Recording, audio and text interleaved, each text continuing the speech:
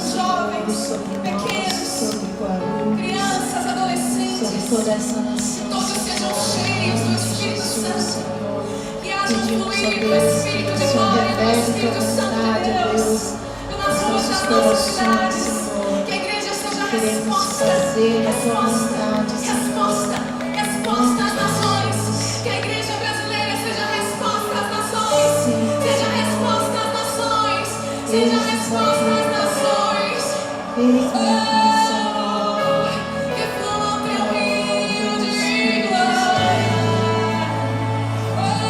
Sim, Deus, flua o teu rio de glória sobre o Brasil. Limpa as águas, limpa as águas, limpa as fontes das águas, me limpar as fontes das águas. Espírito Santo, Espírito divino, me limpar as fontes das águas da nossa nação. Tudo aquilo que foi poluído, que as águas do teu Espírito fluam, fluam, Que o Senhor esteja santificando a todos,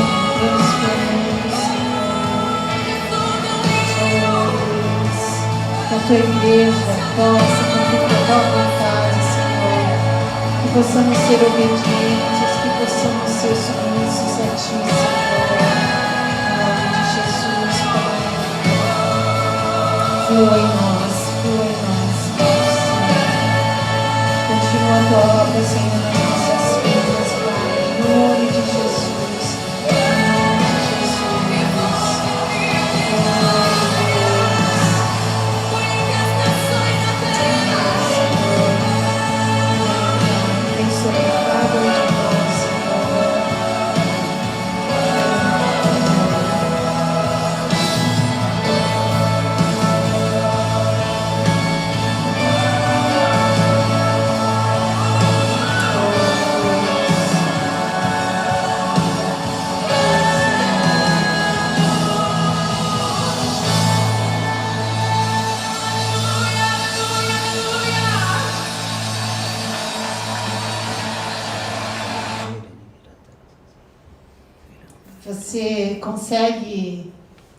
Você consegue ver o mover de Deus na sua vida? Você consegue ver o mover de Deus aqui nessa nação?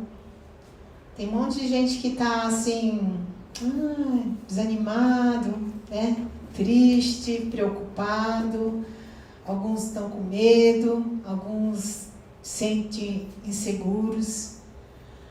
Eu creio que Deus tem um propósito para todas as coisas. E eu creio que Ele está se movendo. E ontem nós tivemos uma reunião, né, do grupo de louvor. O pessoal está meio assim, né, estamos retomar e talvez alguns no coração tá sentindo, a coisa não está indo, né? E à tarde nós retomamos também a reunião de oração.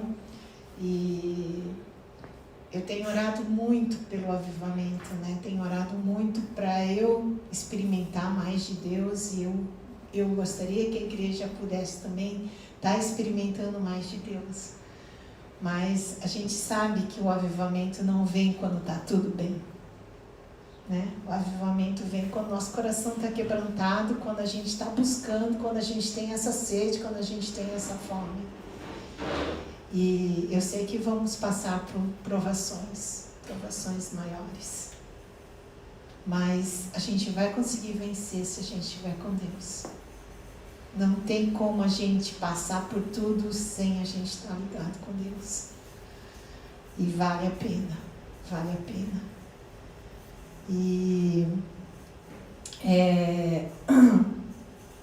eu participei de uma conferência, né, online, não fui lá no presencial, e teve umas ministrações, e eu achei interessante, porque assim, é uma igreja mais avivada, então o pessoal ora direto em línguas e tal.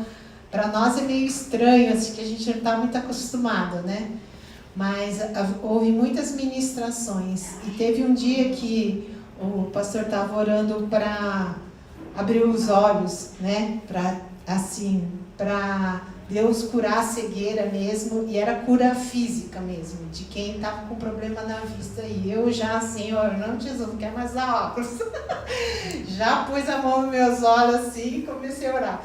Parecia que tinha dado uma, assim, sabe, parece que meus olhos ficou mais com uma clareza, sabe, assim. Mas tirei o óculos e falei, não curou.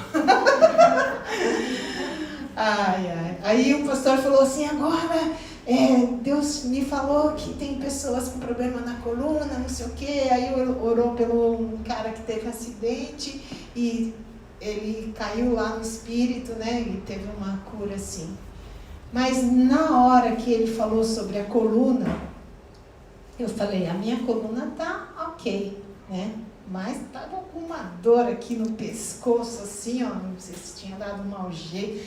Quando eu fui nas férias, eu fui num quiropata e ele falou que a minha cervical estava comprimida, meus braços, estava tudo comprimido, estava tudo assim, né? E ele pôs tudo no lugar, mas ficou a dor, né, ainda dolorido.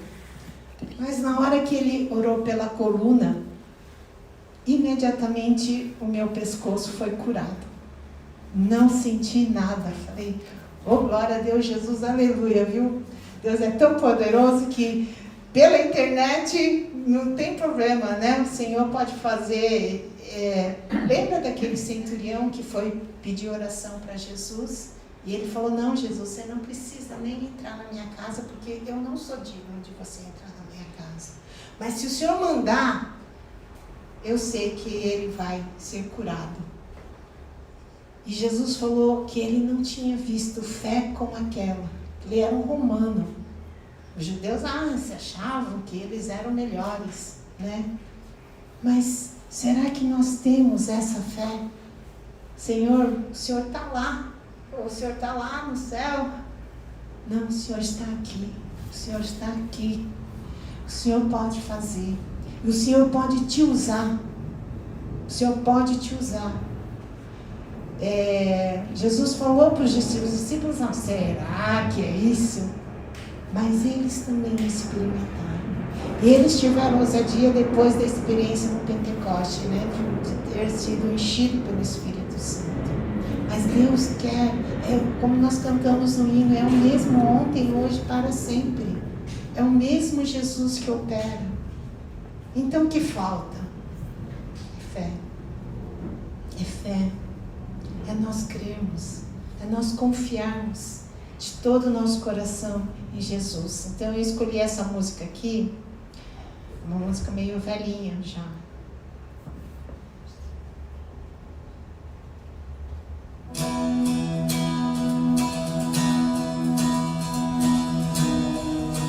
Não sei se vocês conhecem, né? Mas teve uns anos que a gente falou muito isso, né? Para Deus abrir os nossos olhos do nosso coração, nosso espírito. Ele possa abrir nossos olhos. Hein?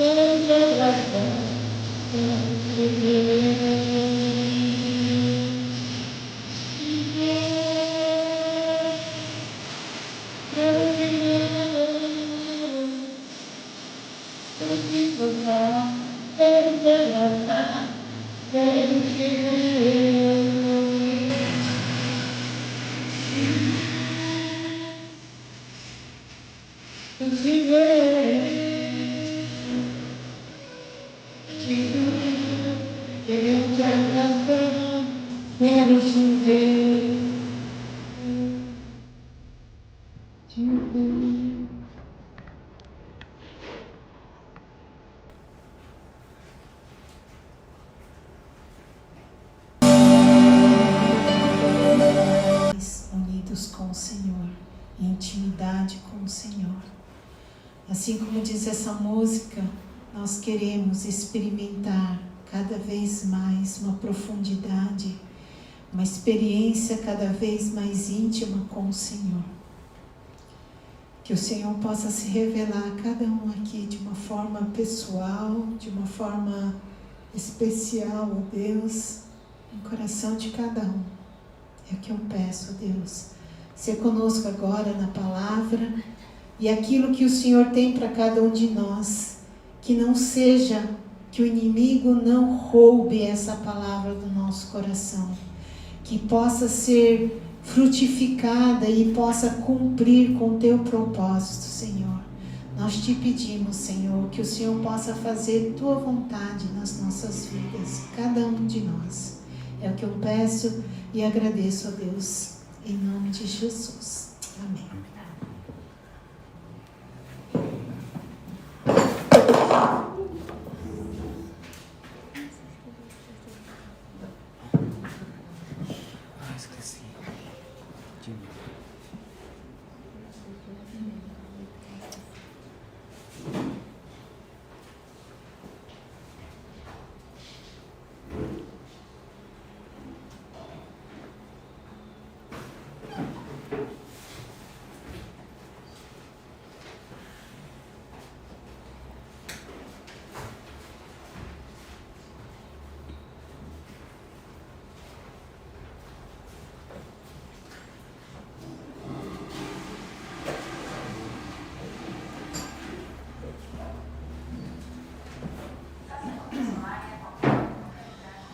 Bom, a gente tem visto que para a gente conseguir cumprir com o chamado, né, de Deus de fazer discípulo, a gente de alguma forma tem que voltar a ser uma igreja mais simples, né, uma igreja que tenha clareza naquilo que Deus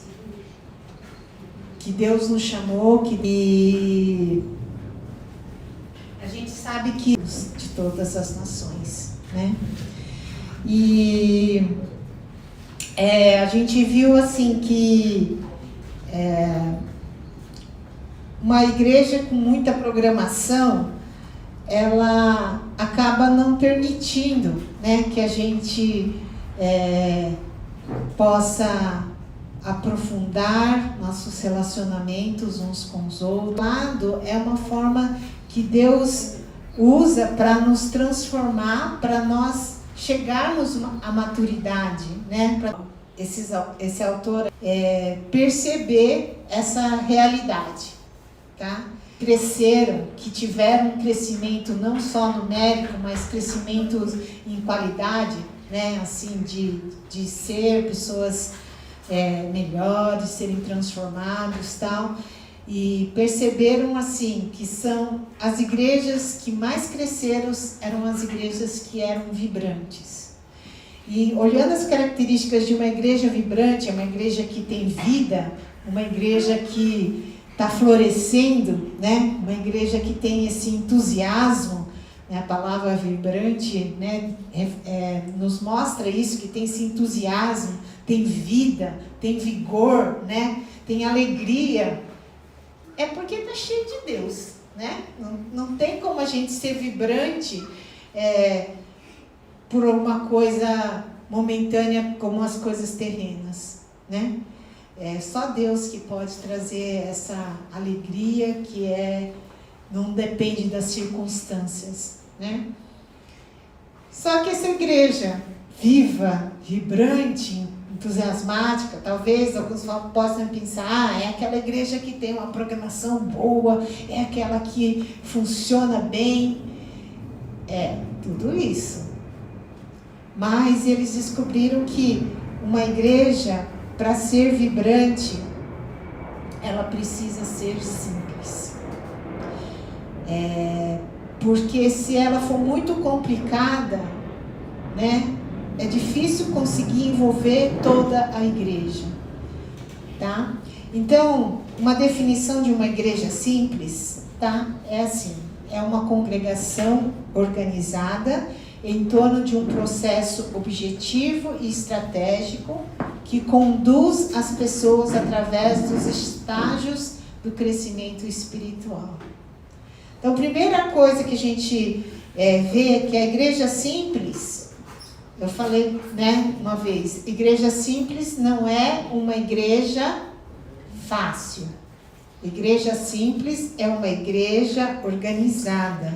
É uma igreja que foi estudado, ela é estruturada e ela tem, ela é organizada em torno de um processo objetivo e estratégico. Então, todos os líderes sabem para onde está caminhando e tem estratégias de como está desenvolvendo para poder chegar naquele alvo. Então, essa organização em torno de um processo que é objetivo e estratégico, que todas as pessoas conceitam, então ainda não conseguimos atingir, né? Porque esse processo da igreja simples, ele consegue conduzir as pessoas. As pessoas são atraídas para Jesus Cristo, para a igreja. Nesse processo, todas as pessoas, né, são envolvidas e são conduzidas para chegar nesse crescimento espiritual, tá?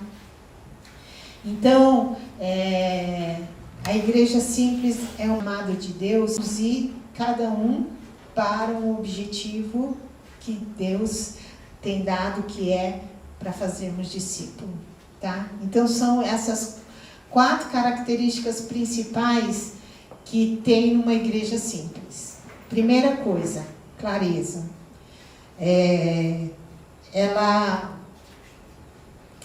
Todas as pessoas sabem qual é o objetivo final, né? Nós sermos como Jesus Cristo, sermos discípulos e fazermos discípulos, né? Então ela tem essa clareza e todas as pessoas que estão envolvidas, elas abraçam e estão comprometidas com esse objetivo em comum, tá? Ela também tem esse movimento. O que é o movimento?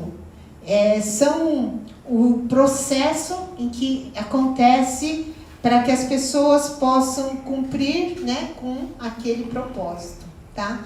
Então, talvez fica mais fácil se a gente entender uma corrida, né, de revezamento.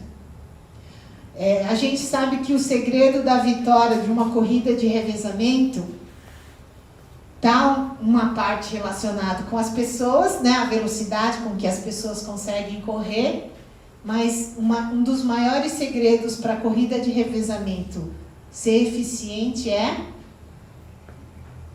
a passada do bastão, né? Se você não saber passar direito o bastão, se a pessoa derrubar o bastão, vai perder os segundos que seria a vitória, certo?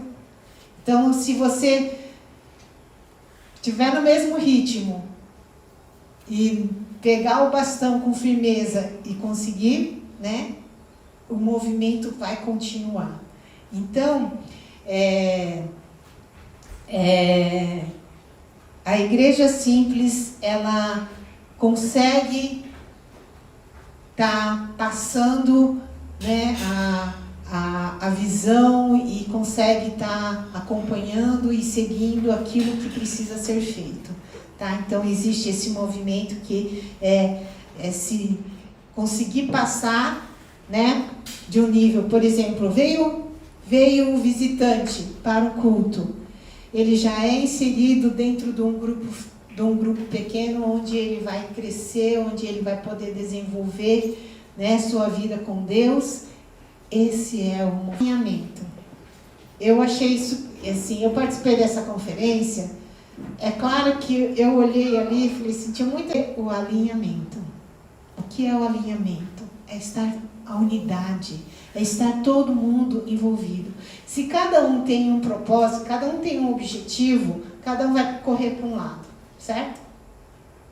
E a igreja vai ficar dividida. A igreja vai ficar, não vai andar. Vai brigar. Vai ter divisão, vai ter racha, vai ser complicado. Se não tiver esse alinhamento, que é essa unidade, de estarmos comprometidos com o mesmo propósito, de fazer a vontade de Deus, de cumprir com esse chamado, não tem como a gente caminhar, não tem como a gente cumprir com o propósito, tá? E foco, esse compromisso de abandonar tudo o que pode atrapalhar o objetivo final.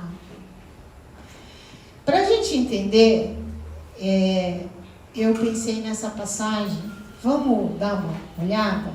Eu pedi para alguém ler, Hebreus 12, versículos 1 a 3. Eu vou ler, Hebreus 12, 1 a 3.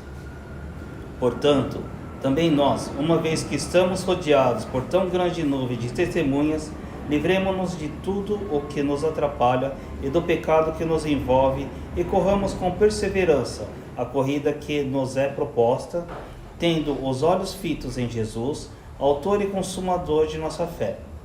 E, pela alegria que lhe fora proposta, suportou a cruz, desprezando a vergonha, e assentou-se à direita do trono de Deus. Pensem bem naquele que suportou tal oposição dos pecadores contra si mesmo, para que vocês não se cansem nem desanimem. Tá. Eu simplifiquei um pouco, na verdade tem muito mais coisa, tá, dentro dessa passagem, mas eu só simplifiquei algumas coisas para a gente não se perder muito daquilo que é o propósito que Deus tem nos dado, né? Então, eu dividi em sermos discípulos e fazermos discípulos, tá? Pensando nessa passagem, o que será que tem nos impedido, né, de cumprir com o chamado de Deus nas nossas vidas? O autor de Hebreus, ele fala assim, ele fala das nuvens de testemunhas aí, que eu não quero citar aqui, mas é um encorajamento, né, o exemplo, as testemunhas dos fiéis, dos antepassados, né, de pessoas que foram modelos, que serviram ao Senhor, que cumpriram com o seu chamado. Mas hoje, o que tem nos impedido da gente estar cumprindo com esse chamado de Deus, que é fazermos e fazer discípulos? Depois, assim, que eu emagreci, eu percebi que o peso atrapalha muito no nosso ritmo, na nossa vida. Numa corrida, o peso atrapalha demais, o excesso de peso, né? Pensa, muita gente começa a correr para poder perder o peso mesmo, né? O objetivo é perder o peso, não a corrida em si, né? Depois alguns começam a gostar mais da corrida e nem se importam, mas já está condicionado, já até perdeu, já está com, né, fisicamente está bem. Mas o que tem sido de peso para nós? Pensar na nossa corrida espiritual, na nossa caminhada com Deus, no propósito que Deus tem para nós, para estarmos com Ele. O que será que é esse peso? Fisicamente é fácil saber, né?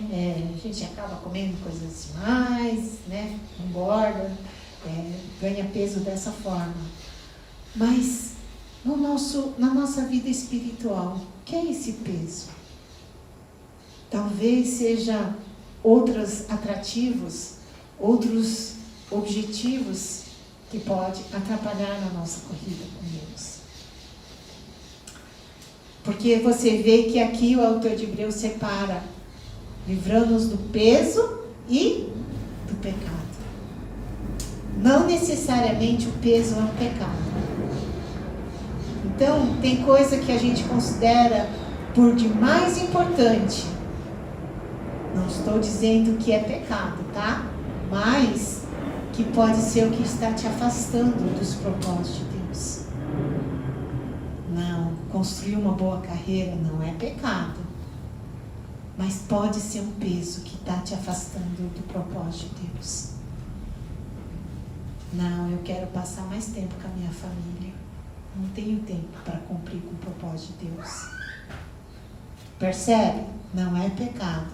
mas é um peso que pode te afastar daquilo que Deus quer que você faça. Eu quero que você fique pensando, tem algum impedimento?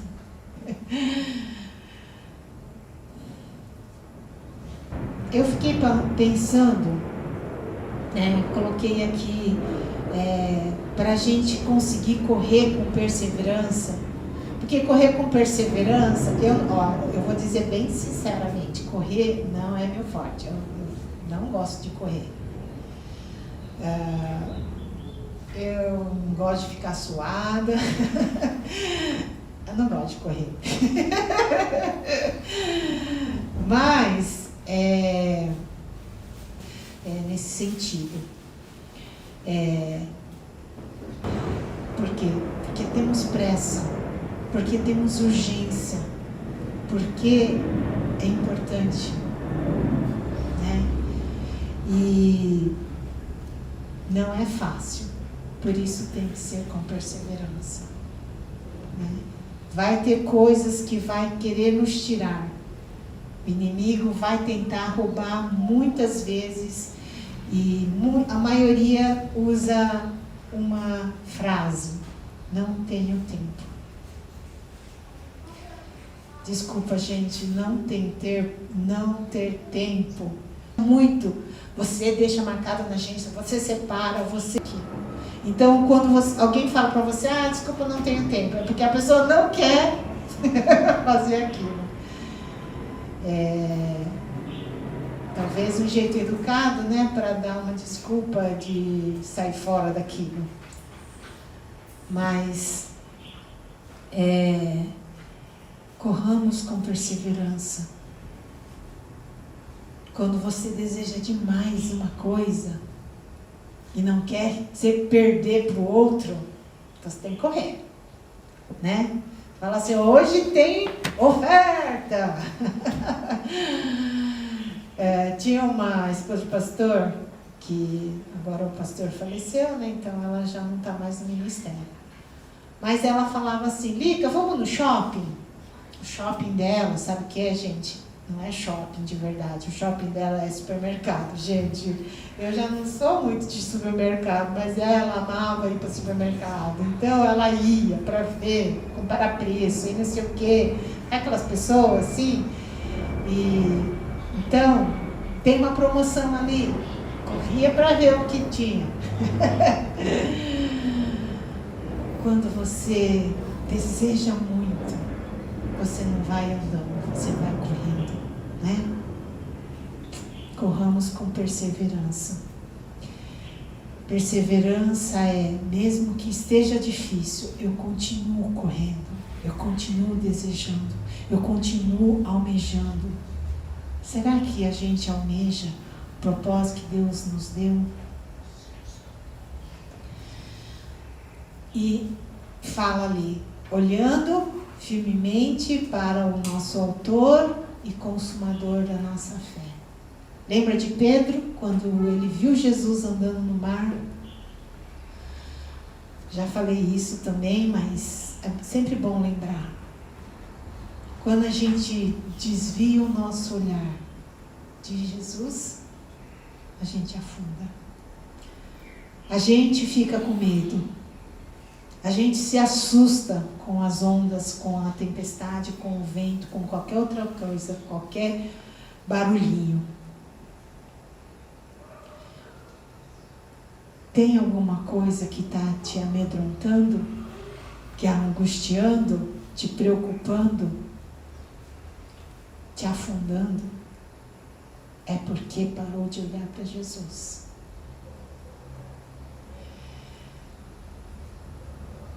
Se a gente desviar um segundo, a gente perde o foco. Ontem a gente estava fazendo reunião, né? Tava difícil de manter o foco. Cada um estava num papo, cada um estava num pensamento. Mas na nossa caminhada, na nossa corrida, vamos dizer, na nossa corrida para Jesus, para cumprir com o propósito dele, nós não podemos desviar nosso olhar. perdermos o foco, nós vamos perder o propósito. Nós vamos começar a fazer um monte de coisa.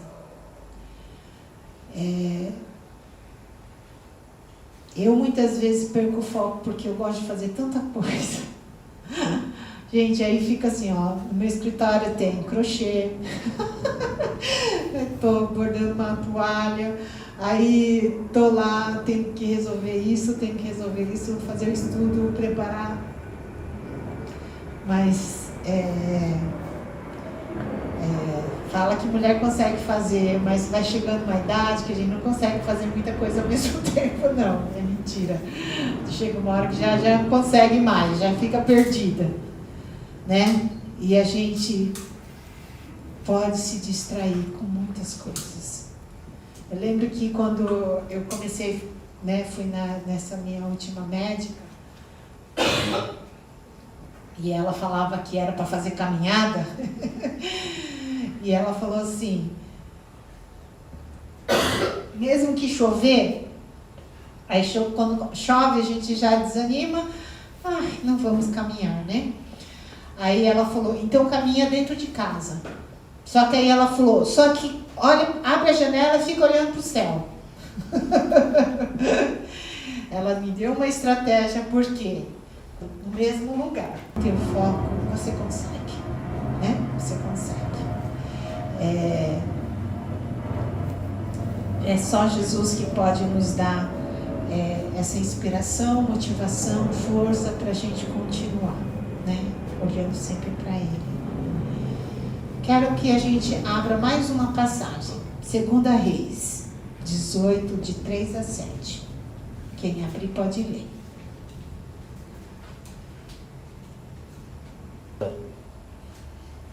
Ezequias confiava no Senhor, o Deus de Israel. Nunca houve ninguém como ele entre todos os reis de Judá. Era bem-sucedido em tudo o que fazia. Rebelou-se contra o rei da Síria e deixou... Até o 7. Desculpa. Rebelou-se contra o rei da Síria e deixou de submeter-se a ele. O rei Ezequias, ele foi um rei destacado aqui, né? Fala que não houve rei como ele. Porque no coração dele, ele foi um revolucionário, né? Ele quis se manter focado. Ele foi um revolucionário daquilo que é o simples, né? Ele estava focado naquilo que era de Deus. E ele não mediu esforços para poder cumprir. Então, o povo estava desolado, estava totalmente desviado, né? Aqui fala que Ezequias, primeira coisa que ele fez foi se livrar de algumas coisas, certo? O que ele livrou? Os altares que foram construídos para adorar os deuses pagãos. Ele quebrou todos aqueles altares, ele quebrou as colunas sagradas. O que eram essas colunas? Certo? Eram aqueles estátuas, né? As coisas que eles ficam adorando outras coisas, outros deuses. E ele então tirou tudo aquilo que estava desviando do povo olhar para Deus. E olha só que interessante. Fala que o Ezequias, ele não só se contentou de tirar os altares dos deuses pagãos, como ele tirou o quê? A serpente de bronze que Moisés tinha construído. Lembra dessa serpente? Quando o povo estava no deserto, foram picados pelas cobras. O que aconteceu? Moisés levantou essa serpente de bronze, porque Deus tinha mandado fazer, ele que mandou fazer, e todo mundo que olhasse para aquela serpente de bronze, o que acontecia? Quando levava uma picada, era curado. Mas como todo ser humano, o que aconteceu? o povo começou a adorar a serpente de bronze, que foi levantado para que eles lembrassem. Aquilo foi como se Deus estivesse preparando o coração do povo para eles entenderem depois, quando Jesus viesse e fizesse a obra de salvação e o povo conseguisse compreender o que Deus estava fazendo, né? Então, olhando para Jesus, eles podiam ser salvos. Lembrando dessa história. Mas o rei Ezequias quebrou. Ele ia ser odiado pelo povo? Provavelmente, né? Era um negócio sagrado. Percebeu? Quantas coisas que no começo foi criado como uma coisa boa, mas virou um impedimento das pessoas olharem para Deus, de buscar salvação em Deus, de buscar solução em Deus. Não. Entendeu? E então Ezequias quebrou essa serpente de bronze intencionalmente. Não foi um acidente. Ele quis quebrar para tirar tudo aquilo que estava impedindo das pessoas se voltarem para Deus, do povo poder se voltar para Deus. Ele se livrou daquilo que ele via que era um empecilho para o povo adorar a Deus unicamente. Nas nossas igrejas tem muita coisa que pode competir. Não, mas a gente está tendo esse programa que é para as crianças. Não, a gente está fazendo esse almoço para os idosos, para a terceira idade. É onde vai conhecer as pessoas novas. Vem para poder ouvir de Jesus. Percebe como muita coisa começa a roubar o lugar que é para ser de Deus. Foi criado uma coisa boa, mas vai se perdendo e a gente vai idolatrando a coisa e perdendo o foco de Deus. Eu vi uns vídeos, pessoal na África, eles adorando a Deus, sentado num tronco de árvore, debaixo da árvore.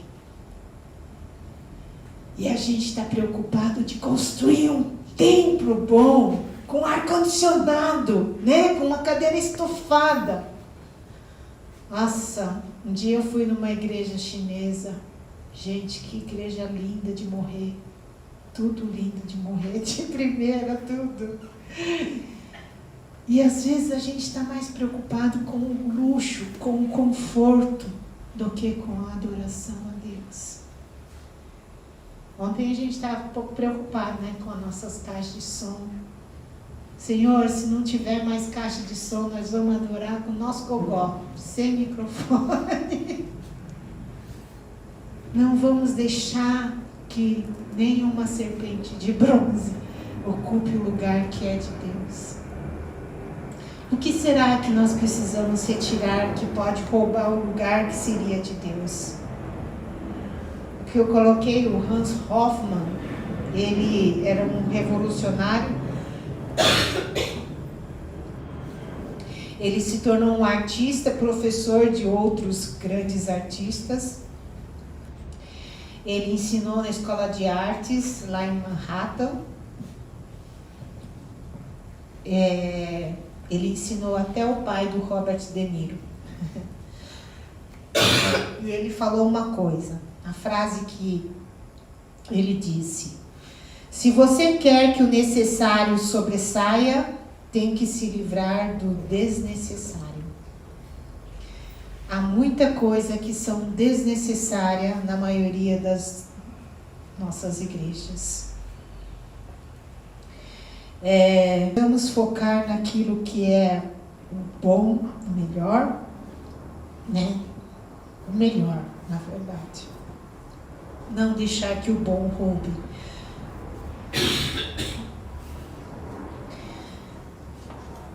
O que será que nós precisamos fazer para que a igreja Holiness de Guarulhos possa se tornar uma igreja simples, uma igreja que cumpre com o chamado de Deus, de ser e fazer discípulo.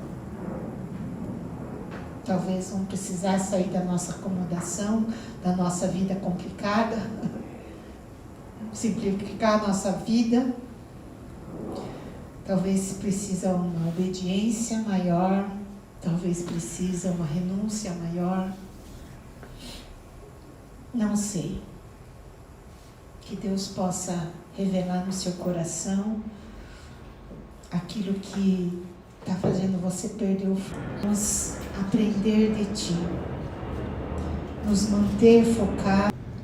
Dá-nos essa clareza.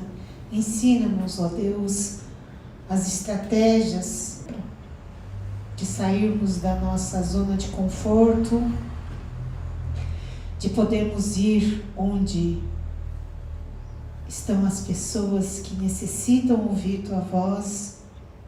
Abra nossa boca para a gente falar, tira nossa vergonha, timidez, com o Teu chamado de ser e fazer discípulos de todas as nações.